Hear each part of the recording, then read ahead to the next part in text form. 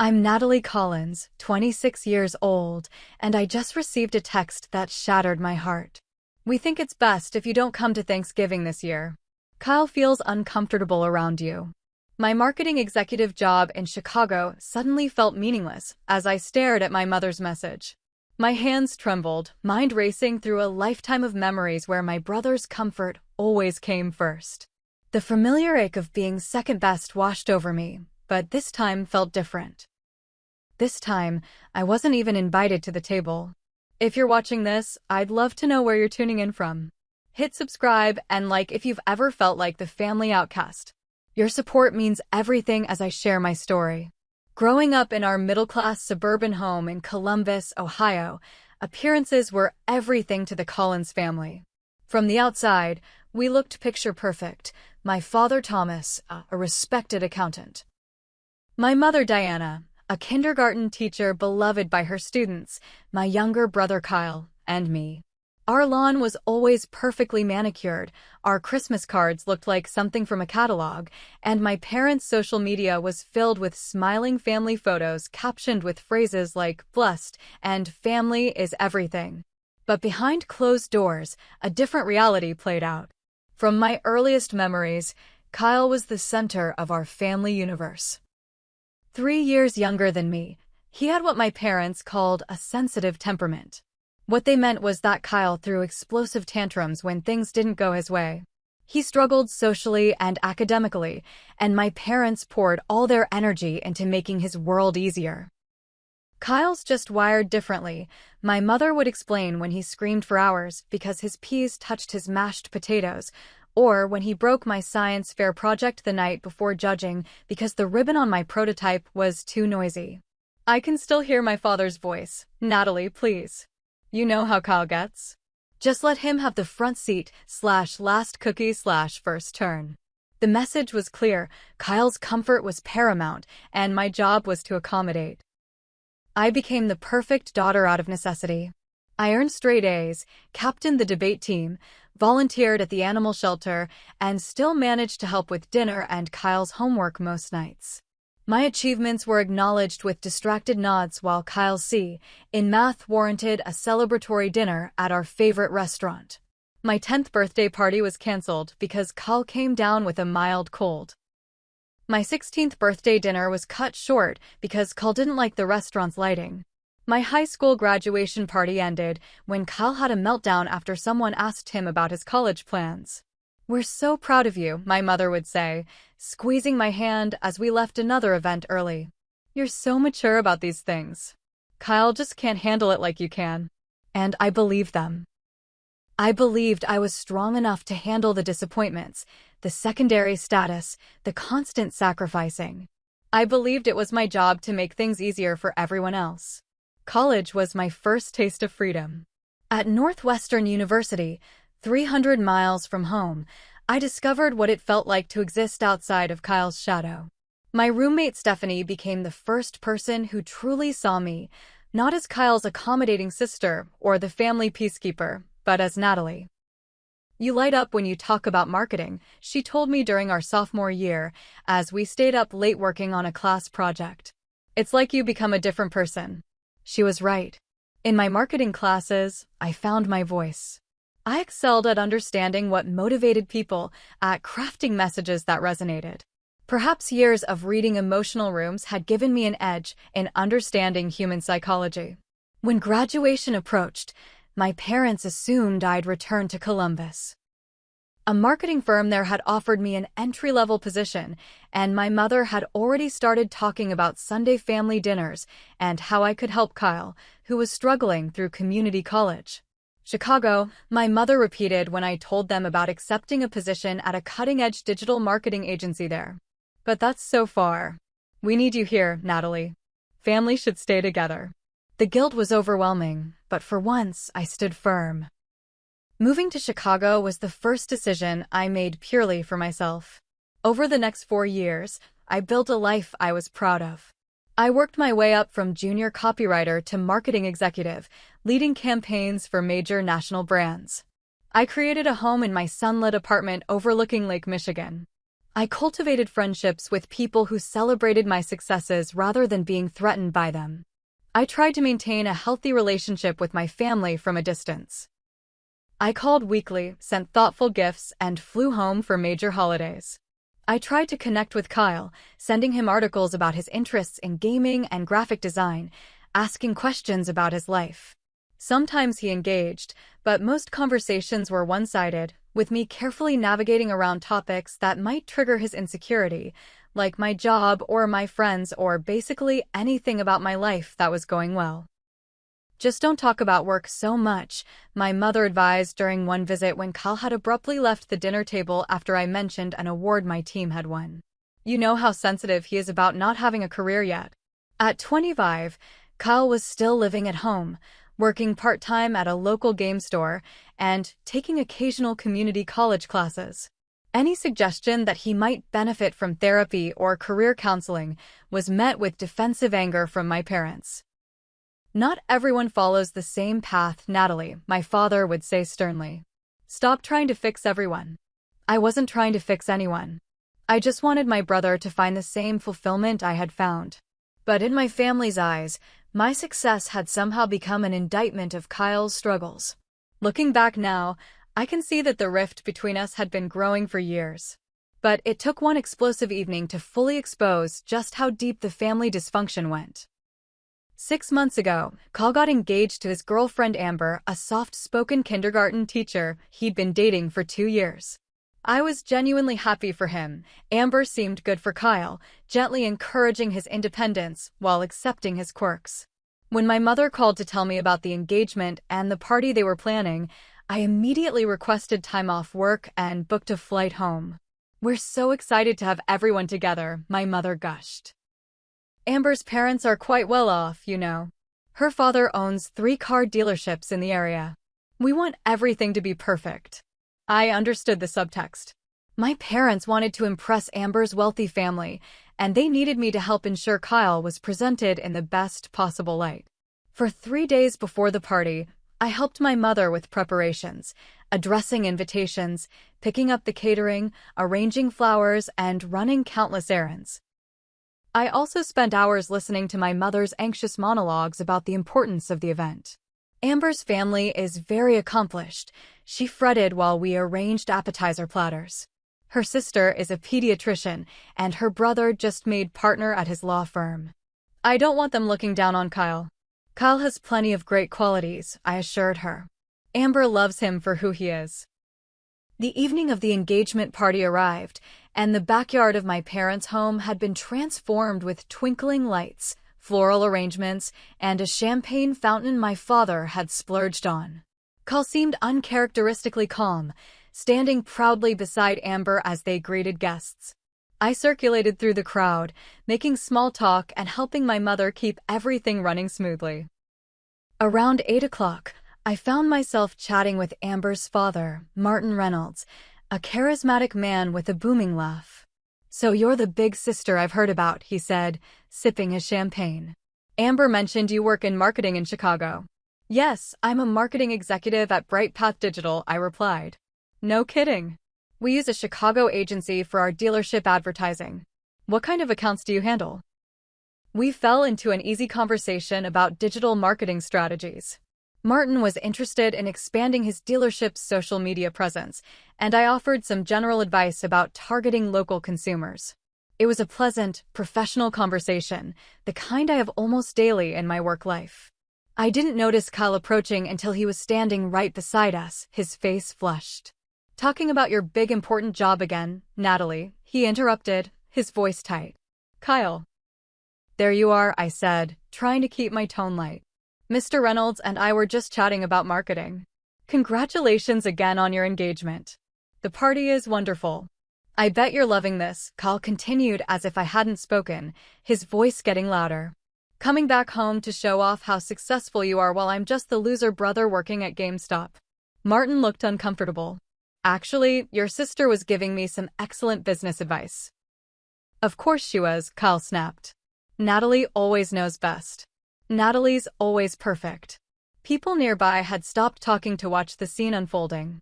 Amber hurried over, placing a gentle hand on Kyle's arm. Kyle, honey, why don't we go thank the Hendersons for the beautiful gift they brought? She suggested softly. No. Kyle jerked away from her. I'm tired of Natalie coming home and making me look bad in front of everyone. She does this every time. My mother appeared at Kyle's other side. Kyle, sweetheart, take a deep breath. Remember your techniques. Don't tell me to take a deep breath. She's ruining my engagement party. Kyle pointed at me accusingly. I stood frozen, mortified and confused. Kyle, you just can't stand that something good is happening to me, can you? He shouted. You always need to be the center of attention. My father joined the growing circle. Natalie, he said in that familiar disappointed tone, maybe you should step away for a bit. I stared at him in disbelief. Dad, I was just having a conversation. I didn't do anything wrong. Please, my mother hissed, stop causing a scene. That's when the full weight of the injustice hit me. I wasn't the one causing a scene. I wasn't the one shouting at a family member in front of guests. Yet somehow, I was being cast as the villain again. I'm sorry, Mr. Reynolds, I said quietly. It was nice talking with you. I walked away, my cheeks burning with humiliation. In the kitchen, I gathered my purse and jacket, tears threatening to spill over. Amber found me there. Natalie, please don't leave. Kyle will calm down. He's just nervous about meeting my family. It's okay, Amber. It's better if I go. Congratulations again. I really am happy for you both. I slipped out the side door and ordered an Uber to my hotel. As I waited in the dark driveway, I received a text from my mother. Kyle is very upset. Please give him space to enjoy his special night. No acknowledgement of how I might be feeling. No recognition that I had been publicly humiliated at an event I had helped create. Just another reminder that Kyle's feelings were the only ones that mattered. The following days brought uncomfortable phone calls with my parents. My mother suggested I apologize to Kyle for whatever happened. My father told me I should have known better than to show off at Kyle's event. But I wasn't showing off, I insisted. We were just talking. You know how Kyle feels about your career success, my mother sighed. You could have changed the subject. After several frustrating conversations that went nowhere, I decided to give everyone space. I didn't apologize for something I hadn't done, but I also stopped trying to defend myself against their warped perception. I returned to Chicago feeling hurt and misunderstood, but determined to move forward. In the months that followed, our communication became increasingly strained. Kyle never acknowledged his behavior at the engagement party. My parents acted as if the incident had never happened, yet there was a new coldness in their interactions with me. I found myself dreading our weekly calls, which had become superficial exchanges devoid of any real connection. Still, nothing prepared me for the text message that arrived as I sat at my desk on a crisp November morning, reviewing campaign metrics for a client meeting. The text message arrived at 10:17 a.m. on a Tuesday, 3 weeks before Thanksgiving. I was preparing for a client presentation when my phone buzzed with my mother's name on the screen. Your father and I have been thinking about Thanksgiving arrangements. Considering what happened at Kyle's engagement party, we think it might be best if you don't join us this year. Kyle has mentioned he feels uncomfortable around you, and we don't want to create tension during the holiday. I'm sure you understand. We can celebrate with you another time. I read the message 3 times, each word cutting deeper than the last. The conference room suddenly felt too bright, too warm. My coffee churned in my stomach as the full meaning sank in. I was being uninvited from my family's Thanksgiving. I was being excluded from our most important family gathering because my brother felt uncomfortable around me. My fingers hovered over the keyboard, dozens of responses running through my mind, angry ones, pleading ones, coldly formal ones. In the end, I simply wrote, I see. Thanks for letting me know. Then I set my phone face down on the table and tried to focus on the spreadsheet in front of me, the numbers blurring through unshed tears. My colleague Jackson noticed something was wrong as soon as he walked in. Natalie? Are you okay? You look like you've seen a ghost. I'm fine, I managed, but my voice cracked on the second word. No, you're not. Come on, let's take 5. He closed my laptop and led me to the small break room. Once we were alone, the tears I'd been holding back spilled over. Through broken sentences, I explained the situation, the long history with Kyle, the engagement party incident, and now the Thanksgiving exclusion. That's messed up, Jackson said, shaking his head. Completely messed up. He insisted I take the rest of the day off, offering to handle the client presentation himself. Under normal circumstances, I would have refused. I'd never missed a client meeting before, but the thought of maintaining a professional facade for the next 4 hours seemed impossible. Back in my apartment, I called the only person I knew would truly understand, Stephanie. They did what? She exploded after I relayed my mother's message. That's absolutely insane, Nat. You didn't even do anything at that party except exist in your successful skin. Maybe I should have been more sensitive to Kyle's insecurities, I said, falling into the familiar pattern of making excuses for my family's behavior.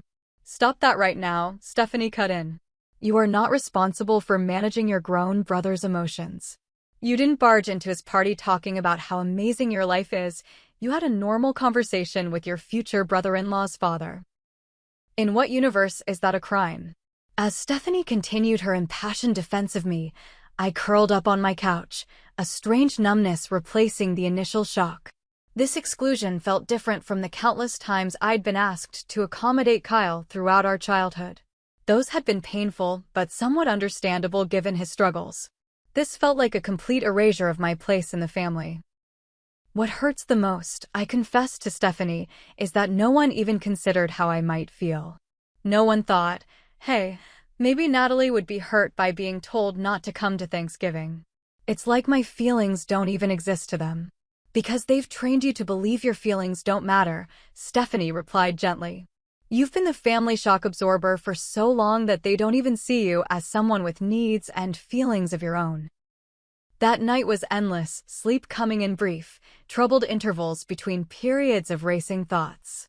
I scrolled through years of family photos on my phone, searching for clues I might have missed.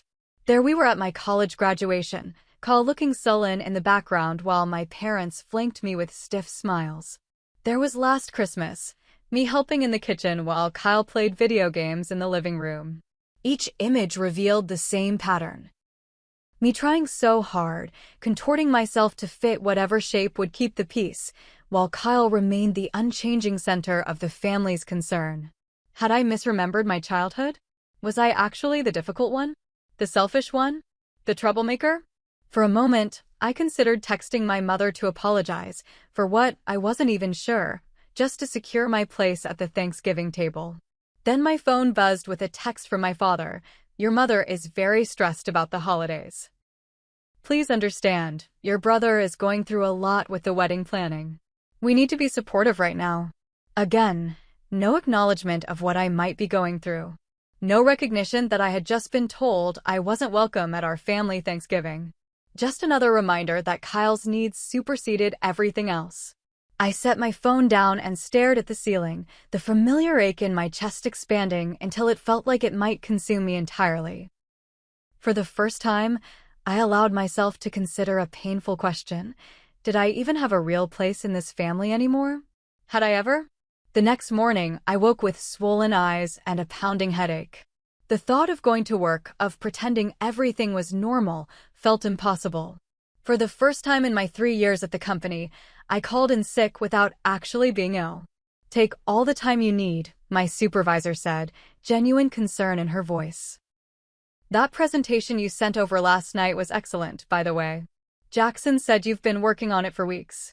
I felt a flicker of pride at her words, quickly extinguished by the voice in my head that sounded suspiciously like my mother's. Don't get too full of yourself, Natalie. Wrapped in my comforter on the couch, I scrolled mindlessly through social media, pausing on a photo my mother had posted just that morning. Kyle and Amber looking at wedding venues, captioned, so excited for this next chapter. #ProudMom, #family is everything. The hashtag felt like a slap. Family is everything, except for the daughter who's been uninvited from Thanksgiving. Before I realized what I was doing, I had opened my photo albums and was scrolling through years of family pictures. There I was at 8 years old, holding a science fair trophy, but looking anxiously to the side where Kyle was pouting. There I was at 16, wearing my debate team blazer, standing awkwardly while my parents fussed over Kyle in the foreground. Picture after picture told the same story, me achieving, me helping, me trying, always in the background, always watching my parents attend to Kyle's needs first. Had I imagined the whole pattern? Was I the villain in this story, not the victim? Maybe I really had been showing off at the engagement party. Maybe I really was inconsiderate of Kyle's feelings. Maybe there was something fundamentally wrong with me that made me unworthy of the same consideration given to my brother.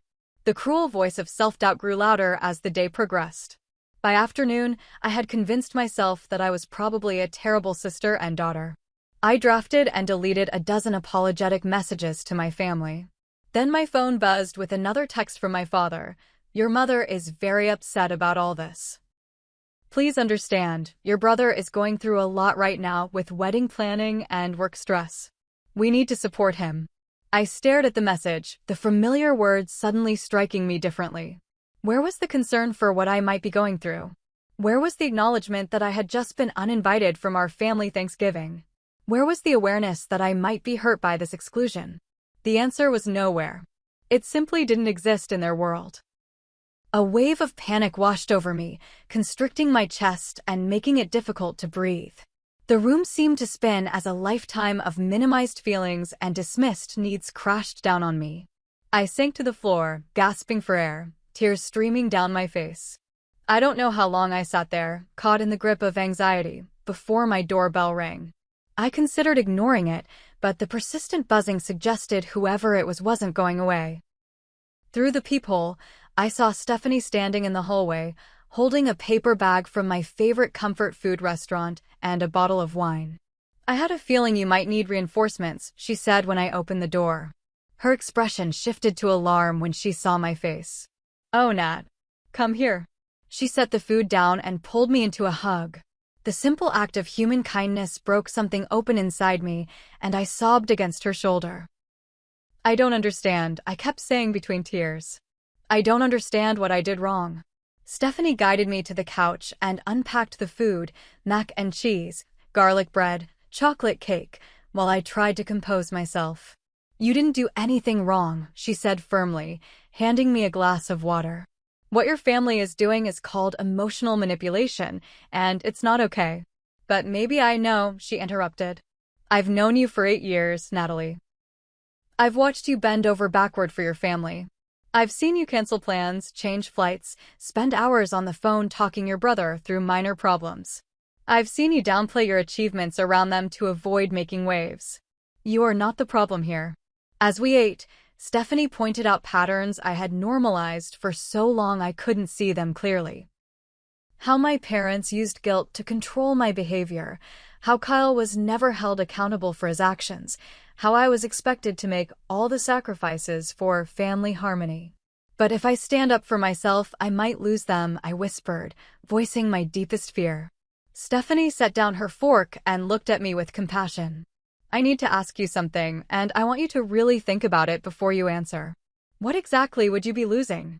A family that excludes you from holidays? People who consistently prioritize your brother's comfort over your basic inclusion? A relationship where you're only accepted when you make yourself smaller?" Her questions landed like stones in still water, sending ripples through my understanding of my family relationships. What would I be losing? The question lingered as we finished our meal and opened the wine.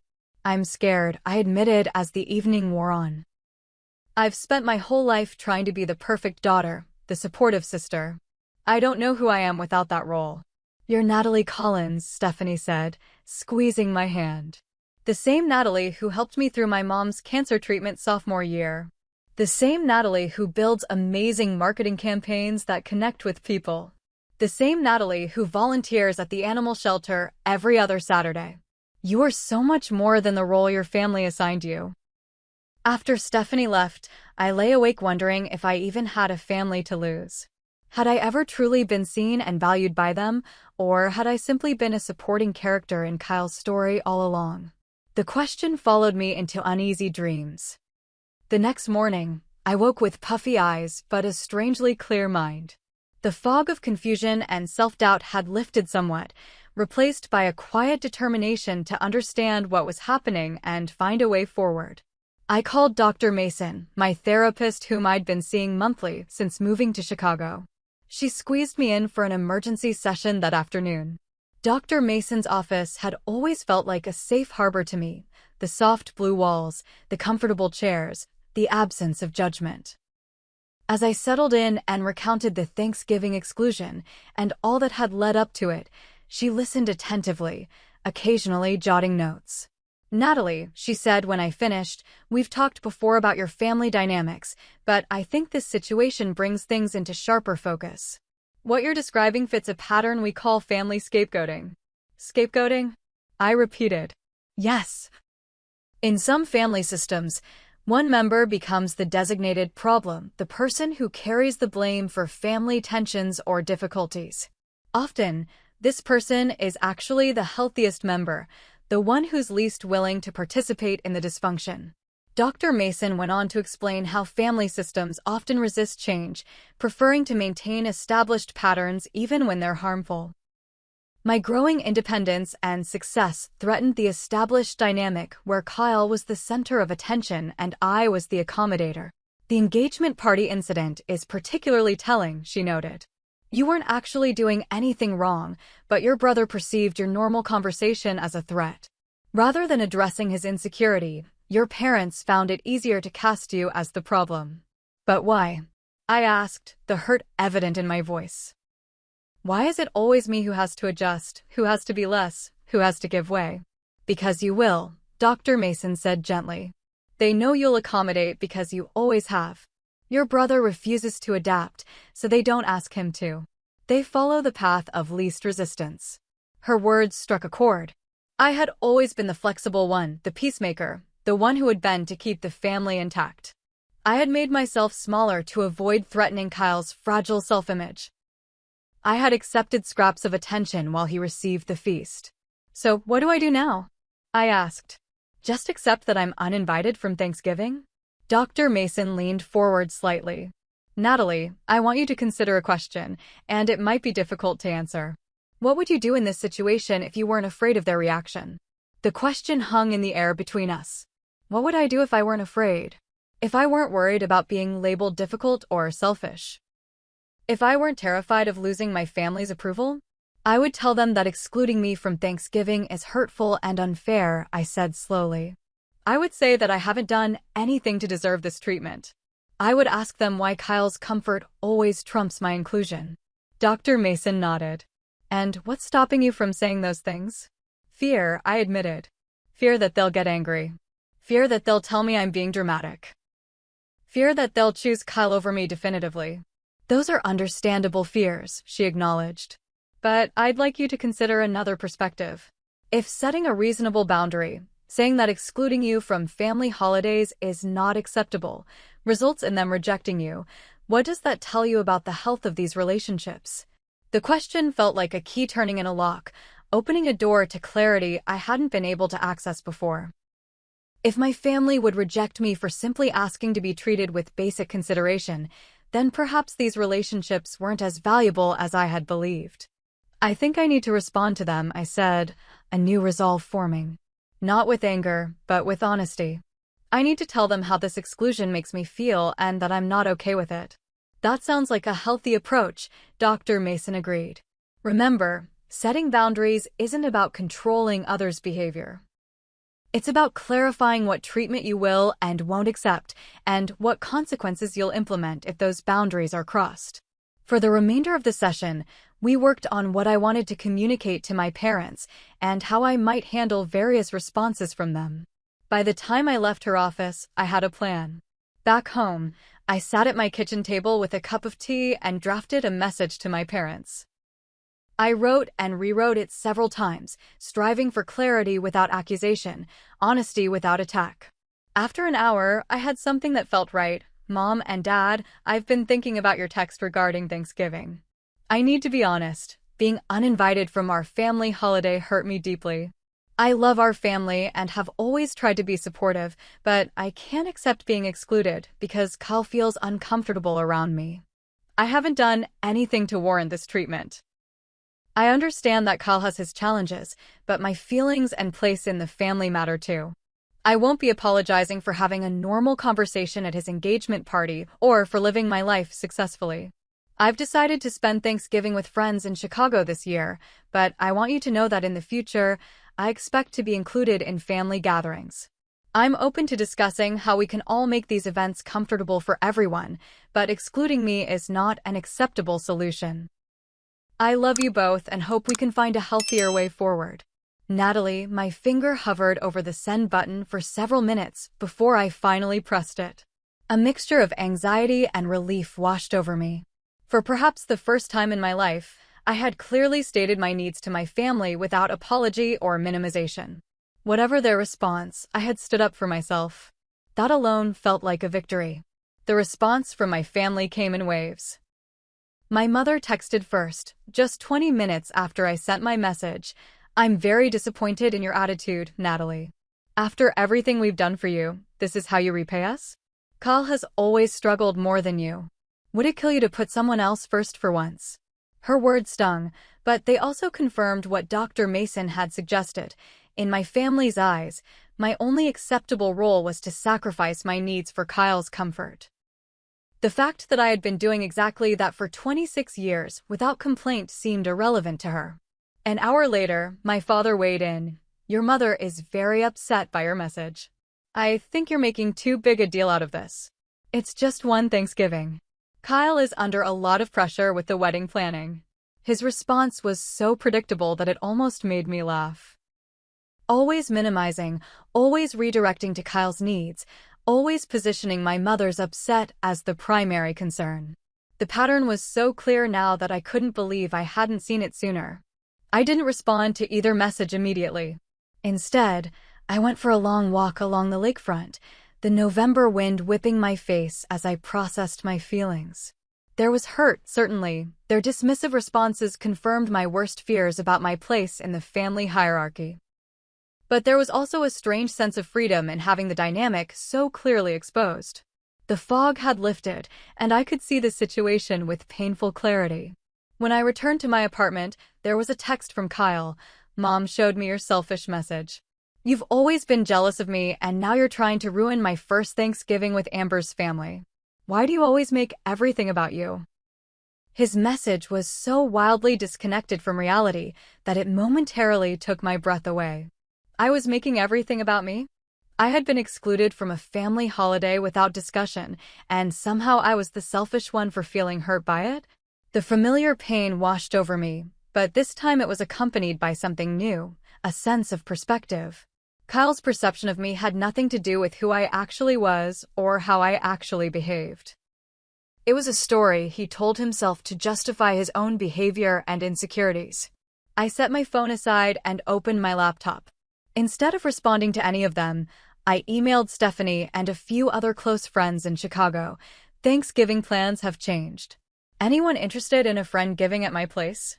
The responses came quickly: enthusiastic acceptances, offers to bring dishes, excited suggestions for games and activities. Within an hour, I had 8 friends committed to spending Thanksgiving with me. People who valued my company. People who didn't require me to make myself smaller to accommodate their insecurities. The next day, I finally responded to my family, a single group text to all 3 of them. "I've made my feelings clear. I love you all, but I won't apologize for expressing hurt when I'm hurt, and I won't accept being excluded from family events. I'll be spending Thanksgiving with friends in Chicago. I hope you all have a wonderful holiday." Then I muted the conversation and threw myself into planning friend giving. I ordered a turkey from a local butcher, bought new serving dishes, and researched table decoration ideas. The activity was therapeutic, giving me a positive focus amid the emotional turmoil. My phone continued to buzz with notifications from my family, my mother's guilt trips, my father's minimizing, Kyle's accusations, but I didn't read them. For the first time, I gave myself permission to step away from the dysfunctional dance we'd been performing my entire life. Stephanie came over that weekend to help me plan the friend-giving menu. As we sat at my kitchen counter comparing stuffing recipes, she looked up at me with a gentle smile. "You seem different," she observed. There's something lighter about you. I considered her words. I think I've been carrying this weight my whole life, this responsibility to manage my family's feelings, to make myself acceptable to them by being less than I am. Putting down that weight, it's terrifying, but it's also freeing. I'm proud of you, she said, squeezing my hand. Standing up for yourself takes courage. I'm not sure what happens next, I admitted. Part of me still hopes they'll have some epiphany and apologize. They might, Stephanie said, though her tone suggested she doubted it. But even if they don't, you're going to be okay. More than okay. As the days passed, I immersed myself in work and friend-giving preparations. I continued my sessions with Dr. Mason, processing the complex emotions that surfaced as I established this new boundary with my family. There was grief for the relationship I had always wanted but never truly had. There was anger at years of being marginalized. There was fear about what the future might hold. But underneath it all, there was a growing sense of self-worth, a recognition that I deserved to be treated with basic consideration and respect, even by my family. Especially by my family. A week before Thanksgiving, I received an unexpected call from my Aunt Jessica, my mother's sister who lived in Seattle. We weren't particularly close. She and my mother had a strained relationship, but she had always been kind to me on the rare occasions we saw each other. Natalie? It's your Aunt Jessica. I hope it's okay that I'm calling. Of course, I said, surprised. Is everything okay? I spoke to your mother yesterday, she said. She mentioned you wouldn't be at Thanksgiving this year. She gave me a version of events that, well, it didn't sound quite right to me. I hesitated, unsure how much to share. You don't have to tell me anything you're not comfortable with, Jessica continued. But I wanted you to know that I've observed the dynamic between you, Kyle, and your parents for years. You've been treated unfairly for a very long time, and I regret not saying something sooner. Tears sprang to my eyes at this unexpected validation. Thank you for saying that. It means a lot to hear. Your mother and I have our own complicated history, Jessica said. She was always our parents' favorite, much like Kyle is hers. Some patterns repeat across generations unless someone has the courage to break them. She paused. I think you're breaking the pattern, Natalie. It won't be easy, but it's necessary. We talked for nearly an hour. Jessica shared stories of her own struggles with my mother and grandparents, the same dynamics of favoritism and scapegoating playing out a generation earlier. She described her own journey to establish boundaries and build a life based on healthier relationships. I won't lie to you, your mother and I have never been close, even after I set boundaries. But the alternative was continuing to accept treatment that was destroying my self-worth. Sometimes the price of self-respect is high, but it's always worth paying. After we hung up, I felt a new sense of resolution. If the pattern had been repeating for generations, perhaps it wasn't personal. Perhaps it wasn't about me being unlovable or difficult. Perhaps it was about a dysfunctional family system that needed someone to play a particular role, and I had been cast in that role from childhood. I couldn't control whether my parents and Kyle would ever recognize their part in this dynamic. I couldn't make them apologize or change. The only person I could change was myself, and I was finally ready to stop playing the part that had been assigned to me. Thanksgiving Day dawned clear and cold in Chicago. I woke early, excitement mingling with a touch of melancholy as I thought about my family gathering without me in Ohio. For a moment, I allowed myself to feel the loss, not of what I had, but of what I had always wished for, a family that valued me as much as I valued them. Then I got up and began preparing for friend-giving. I put the turkey in the oven, chopped vegetables for the stuffing, and set the table with care, small pumpkins and autumn leaves scattered among the plates and glasses, handwritten place cards for each guest. Stephanie arrived first, bringing homemade cranberry sauce and a warm hug. Happy Thanksgiving, she said, looking around my apartment with approval. This looks amazing, Nat. One by one, the others arrived, Jackson from work with his boyfriend Miguel, my neighbors Alicia and David, my running buddy Tara, and 2 friends from my volunteer group at the animal shelter, Ben and Zoe. Each brought food, wine, and the gift of their presence. As we gathered around the table, I looked at the faces of these people who had chosen to spend their holiday with me, who valued me without condition, who never required me to diminish myself to earn their acceptance. For the first time, I fully understood the difference between family by blood and family by choice. The contrast between this warm, laughter-filled gathering and the tense, walking on eggshells atmosphere of my family's Thanksgivings was stark. Here, no one person's comfort was prioritized above all others. Here, there was room for everyone to be fully themselves. After dinner, as we settled in the living room with coffee and 3 different kinds of pie, my phone rang with an unexpected name, Aunt Jessica. "I hope I'm not interrupting," she said when I answered. "I just wanted to check how you're doing today." "I'm doing really well, actually," I replied, surprised to find it was true. "I'm having Thanksgiving with friends." "I'm glad to hear that," she said. Then, lowering her voice slightly, "I'm at your parents' house now. Kyle and Amber are here with her family. It's tense. Your absence is the elephant in the room that no one will acknowledge directly. Your mother keeps making pointed comments about family loyalty, and your father looks miserable." I wasn't sure how to respond. Part of me felt a vindictive satisfaction that my absence was felt, but mostly I just felt sad that it had come to this. "I want you to know I spoke up," Jessica continued. "When your mother made a comment about ungrateful children, I said that gratitude shouldn't require erasing yourself. It didn't go over well. I'm sorry if I caused trouble for you," I said. "You didn't cause anything," she replied firmly.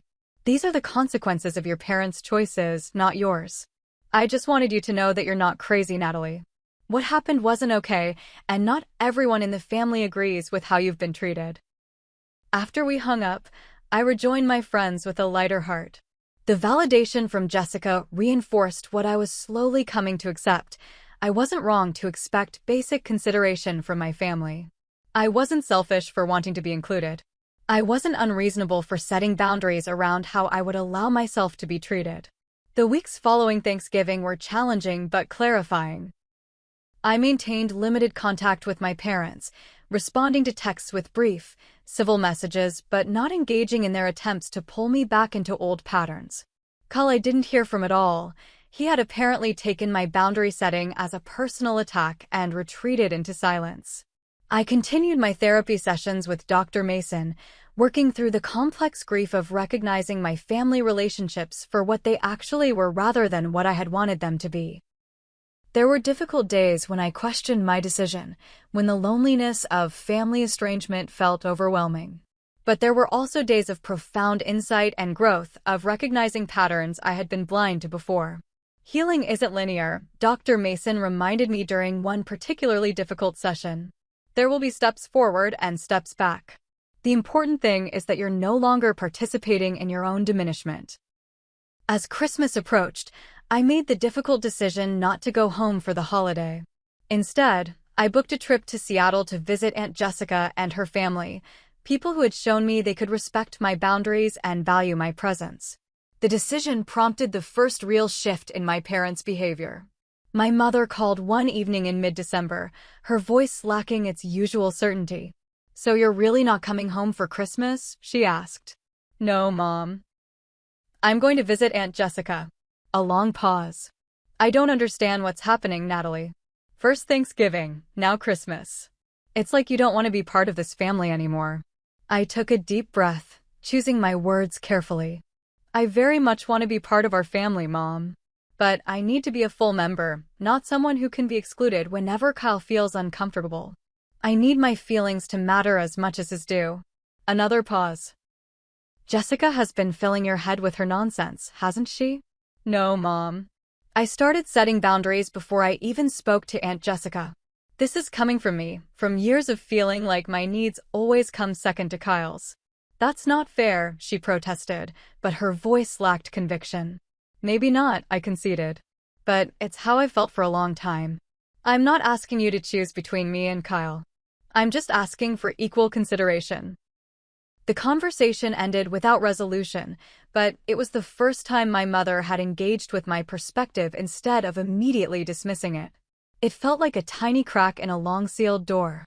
2 days later, my father called, something he rarely did, usually leaving the communication to my mother. "Your mother and I have been talking," he said, sounding uncomfortable.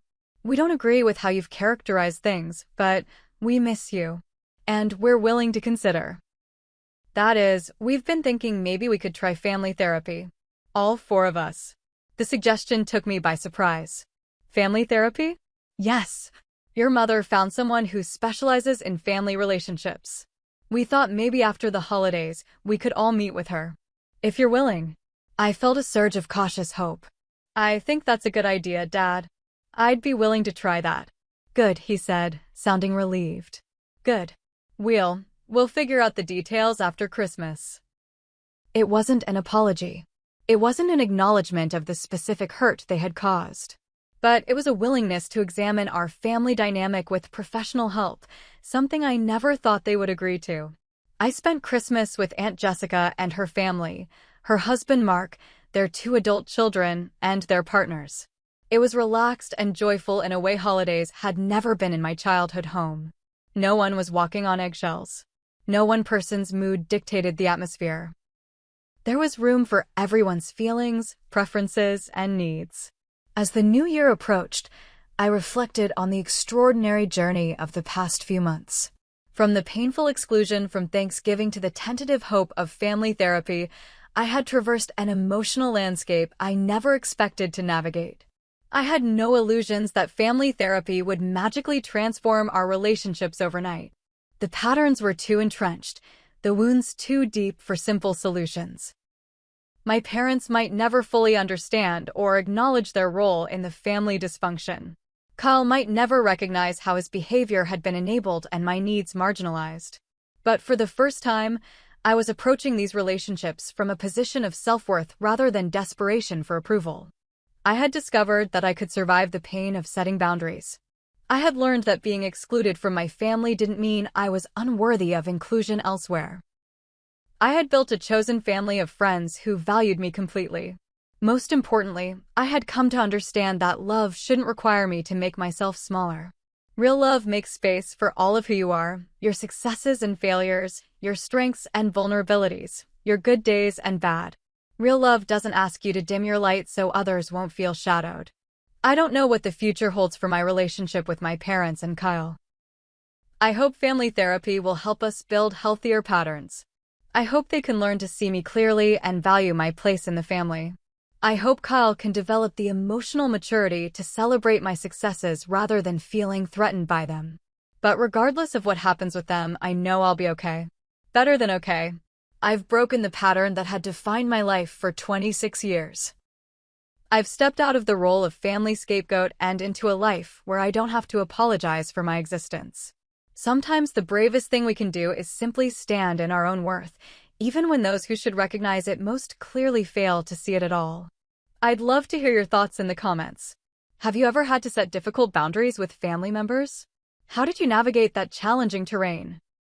Remember to like this video if my story resonated with you, subscribe for more content about family dynamics and personal growth, and share with anyone who might be struggling with similar issues. Thank you for joining me on this journey. Your support means everything as I continue to learn and grow.